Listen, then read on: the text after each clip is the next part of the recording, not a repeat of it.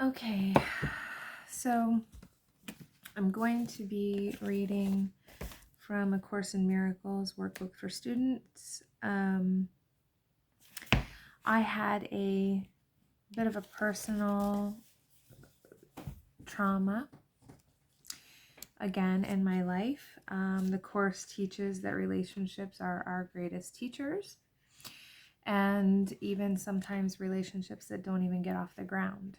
And so, a little bit of a personal struggle there. And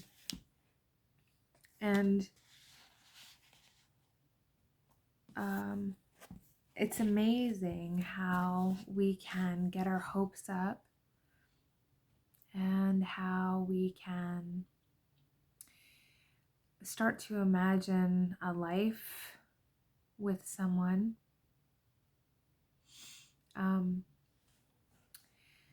Anyway, Dad, if you're watching this, that's why you got that text message late asking if you were still up. I wanted to talk about that and pout and lament my sadness. But so I was crying out to my angels and to Christ and saying,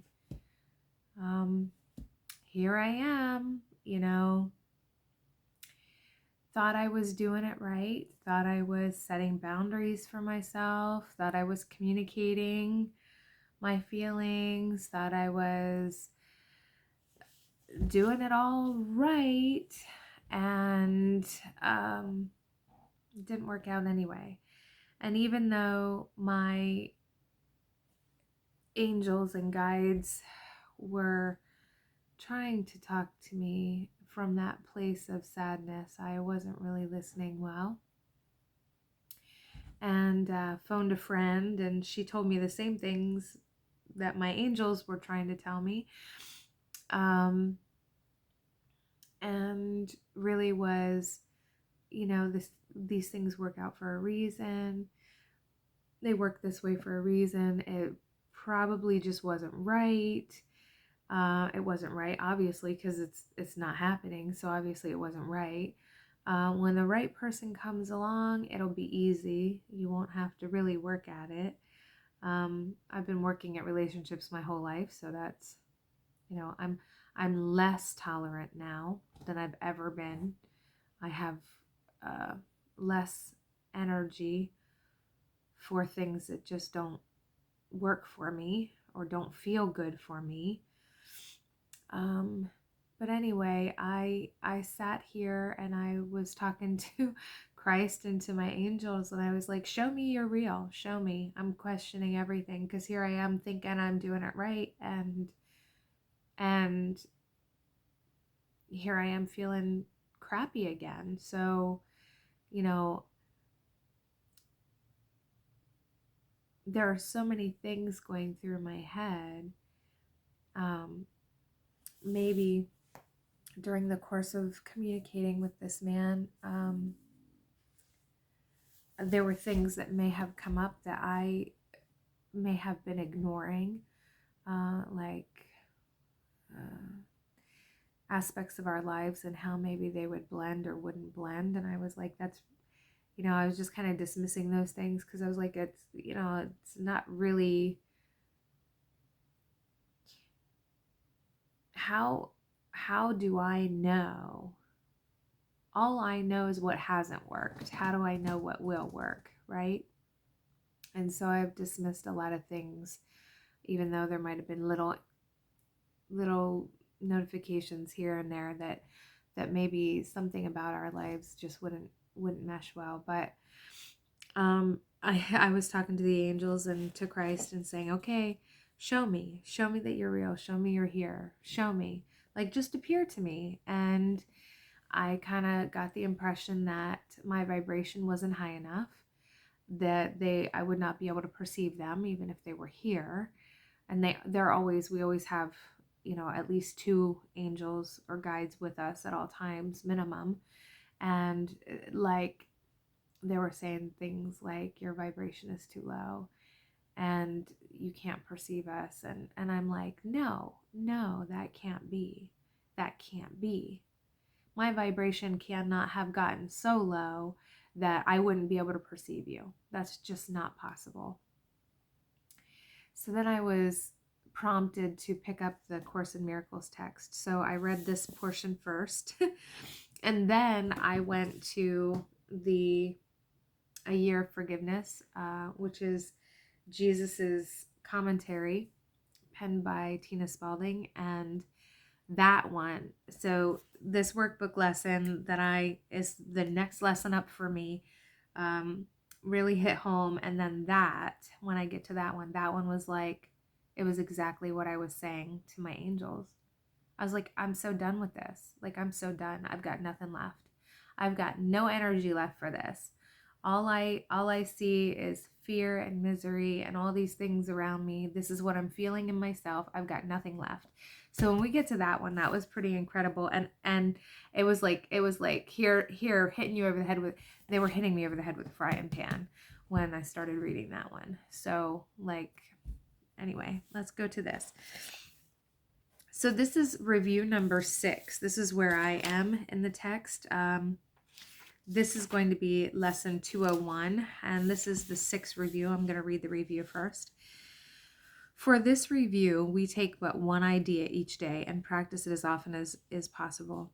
Besides the time you give morning and evening, which should not be less than 15 minutes, and the hourly remembrances you make throughout the day, use the idea as often as you can between them. Each of these ideas alone would be sufficient for salvation, if it were learned truly. Each would be enough to give release to you and to the world from every form of bondage and invite the memory of God to come in. With this in mind, we start our practicing, in which we carefully review the thoughts the Holy Spirit has bestowed on us in our last 20 lessons. Each contains the whole curriculum if understood, practiced, accepted, and applied to all the seeming happenings throughout the day. One is enough, but from that one there must be no exceptions made, and so we need to use them all and let them blend as one, as each contributes to the whole we learn. These practice sessions, like our last review, are centered round a central theme with which we start and end each lesson. It is this: I am not a body, I am free, for I am still as God created me. The day begins and ends with this, and we repeat it every time the hour strikes, or we remember in between we have a function that transcends the world we see. Beyond this, and a repetition of the special thought we practice for the day, no form of exercise is urged except a deep relinquishment of everything that clutters up the mind and makes it deaf to reason, sanity, and simple truth. We will attempt to get beyond all words and special forms of practicing for this review, for we attempt this time to reach a quickening pace along a shorter path to the serenity and peace of God. We merely close our eyes and then forget all that we thought we knew and understood. For thus is freedom given us from all we did not know and failed to understand. There is but one exception to this lack of structuring. Permit no idle thought to go unchallenged. If you notice one, deny its hold and hasten to assure your mind that this is not what it would have. Then gently let the thought which you denied be given up in sure and quick exchange for the idea we practice for the day. When you are tempted, hasten to proclaim your freedom from temptation as you say, this thought I do not want. I choose instead. And then repeat the idea for the day and let it take the place of what you thought. Beyond such special applications of each day's idea, we will add but a few formal expressions or specific thoughts to aid in practicing. Instead, we give these times of quiet to the teacher who instructs in quiet, speaks of peace, and gives our thoughts whatever meaning they may have. To him I offer this review for you. I place you in his charge, and let him teach you what to do and say and think. Each time you turn to him, he will not fail to be available to you. Each time you call to him to help you, let us offer him the whole review we now begin. And let us also not forgive.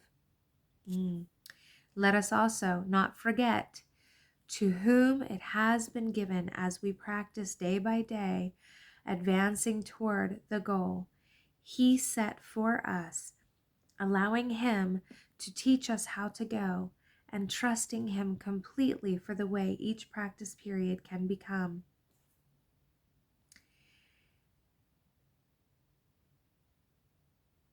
And trusting him completely for the way each practice period can best become a loving gift of freedom to the world.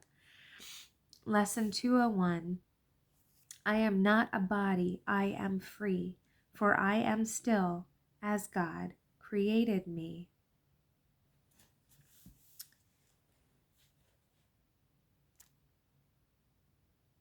181. I trust my brothers who are one with me. No one but is my brother. I am blessed with oneness with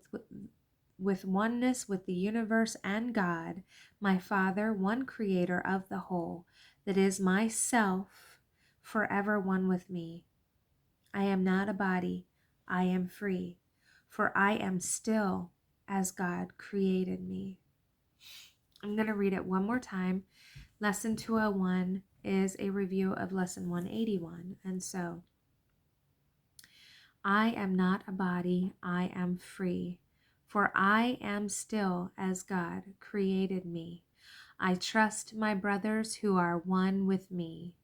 No one but is my brother. I am blessed with oneness with the universe and God, my Father, one creator of the whole, that is myself, forever one with me. I am not a body, I am free, for I am still as God created me. Okay, so moving on to the commentary by Jesus related to that lesson of 201. And again, this hit me like a ton of bricks because it was right after I had vented to my angels. 201. I am not a body, I am free, for I am still as God created me. And Jesus says, you are blessed beings indeed. I am that one you know as Jesus. All the trials and tribulations you go through in your daily life happen because you try to be something you are not. You try to be socially acceptable. You try to be something that your parents taught you to be. You do not listen to your guidance system. You do not listen to that deep truth inside you that is love, joy, creativity, and self-expression. Freedom, self-expression, and love. These are the pursuits that should occupy your mind. You are as God created you. You are not a mistake. You have come here into this dimension, this pointed 3D experience you call your life, and it is a detour into fear. It is a detour into something not your natural home. Many of you say to each other, I do not feel as if I belong here. I do not feel that my family is the right family. I almost feel as if I've been dropped into the wrong place. It is because you are not at home here. You have walked far away from home. The story of the prodigal son comes to mind. The child leaves his father's home and goes on a great adventure. At some point, he gets tired and broken, loses all his money, and he wants to come home. That is where most of you are right now. You have had your adventures. You have chased many idols in the world, and you have yet to find the happiness you seek. Now you want to come home, but you are scared. You have become lost in the wilderness. You are confused. That is what this text is for. It is the gentle map home. You cannot be taken home too quickly because you have chosen to go on this long and arduous journey, this detour into fear. You will never have your free will overridden. It is so important that you understand this. Some of you fall down on your knees in despair and plead, "Please take me home. I don't want to be here anymore." You are here through free will. You are unloving through free will. It takes a little bit of an education for you to see that all the suffering you experience comes from distortions in your mind that you believe in and continue to practice throughout your day. These gentle lessons rehabilitate your mind and reclaim your sovereignty. You must do them by your choice. We cannot do it for you because you will never have your free will taken from you. It is one of the greatest gifts you have to choose the experience you want to have. You can make this a nicer journey by choosing love as often as possible and forgiving as deeply and frequently as possible. Within a very short time, you begin to see the transformations these practices bring. If you continue them over years, you slowly erase all the idols and unforgiving ideas in your mind, and you come to a deep peace and acceptance of yourself as you are. You realize God created you, a beautiful sacred being who is immensely creative, loving, and kind.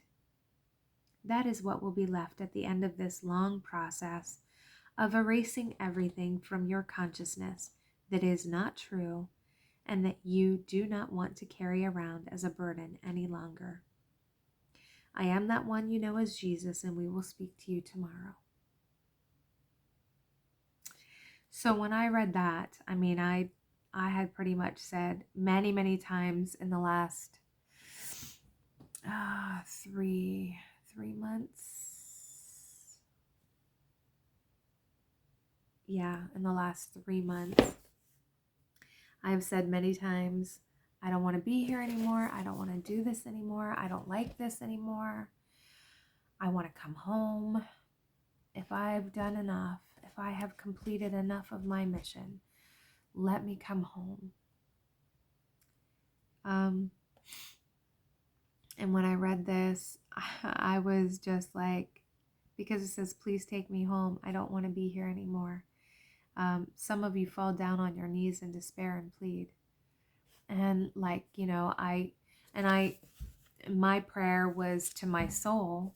I said, I don't remember why I incarnated. I don't remember why I came here. I don't remember what my goal was or my mission was. I don't know that. And so my plea was to my soul, and I said, my higher self, and I said, if I've done enough, if I've completed enough of what I came here to do, if there's an exit point for me here, I want to take it. Like if it's all right with you, I really just want to not do this anymore. I'm still here, and so I guess there was no exit point for me.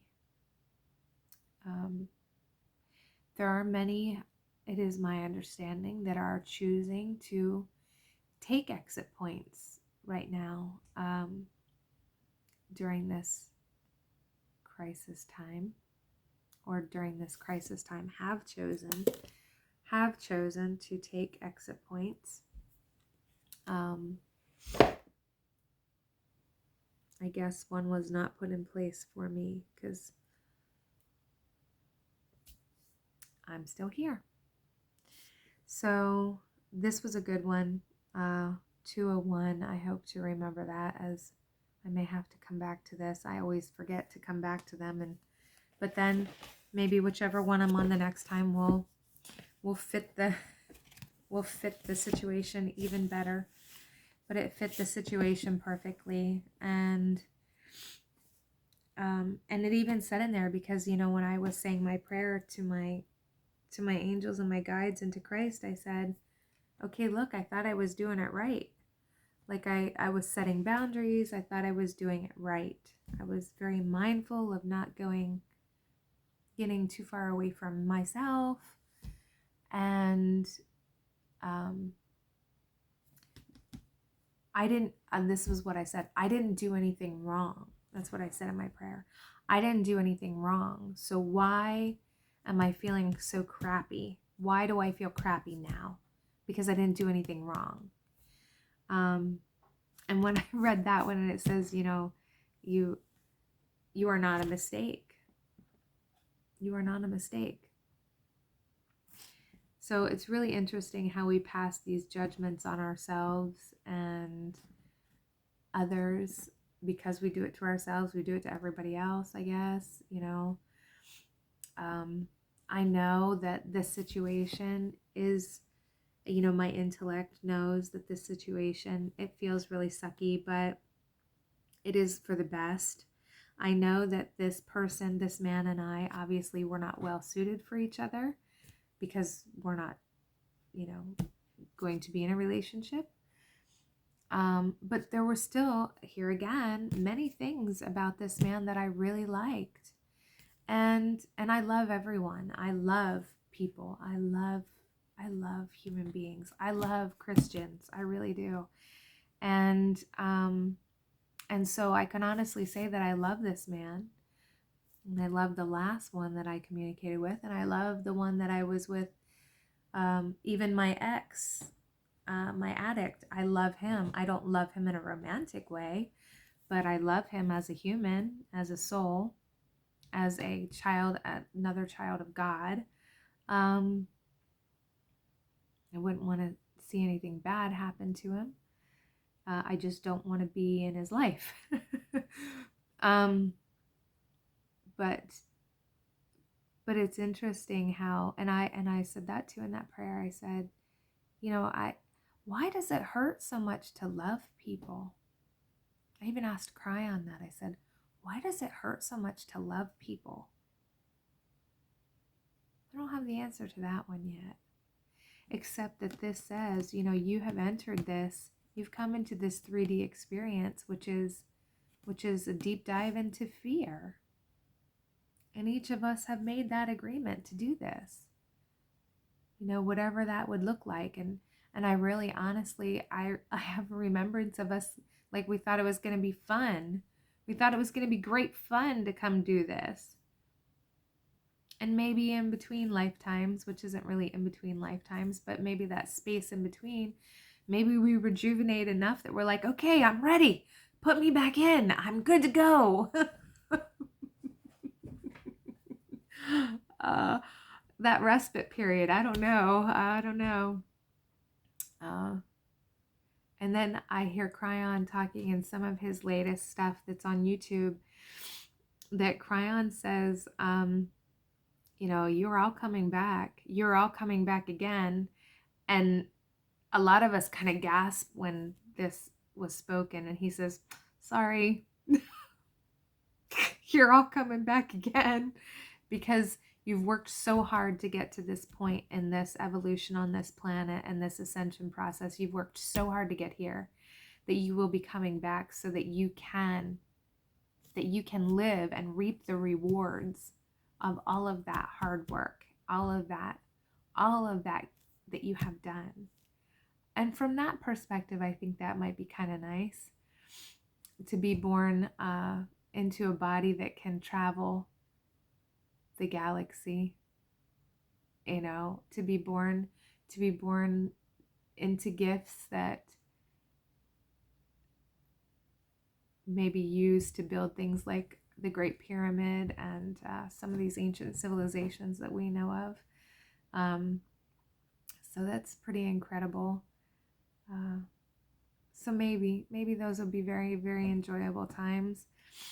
And I know that I'll be more positive and uplifted in, a couple days, and I'll be able to tap back into that energy, hopefully, maybe sooner. The turnaround seems to be a bit faster these days, so maybe sooner than that. But in closing with this, I just want to say, I'm going to put this out into the universe right now, that I wish peace and love for all of you. I wish peace and love for this man whose company and communication I genuinely enjoyed for the time that we had it.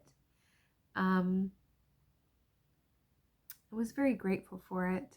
The prayers that we prayed together, I was very grateful for that. And that will always be something that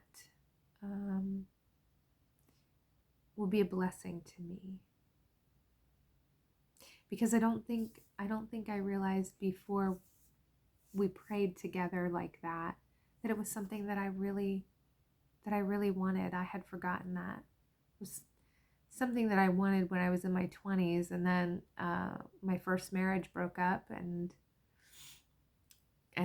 with it went that dream of having that kind of relationship where Christ was in the center of it. But now I see again that I want that back. I still want that relationship. And so that was quite a blessing for me. And so to all of you, I ask that you help come together with me in practicing forgiveness for ourselves, for everyone else on the planet. May we forgive those. May we forgive ourselves. May we just love and accept everyone's path and honor everyone's path. In peace and love, may you be blessed.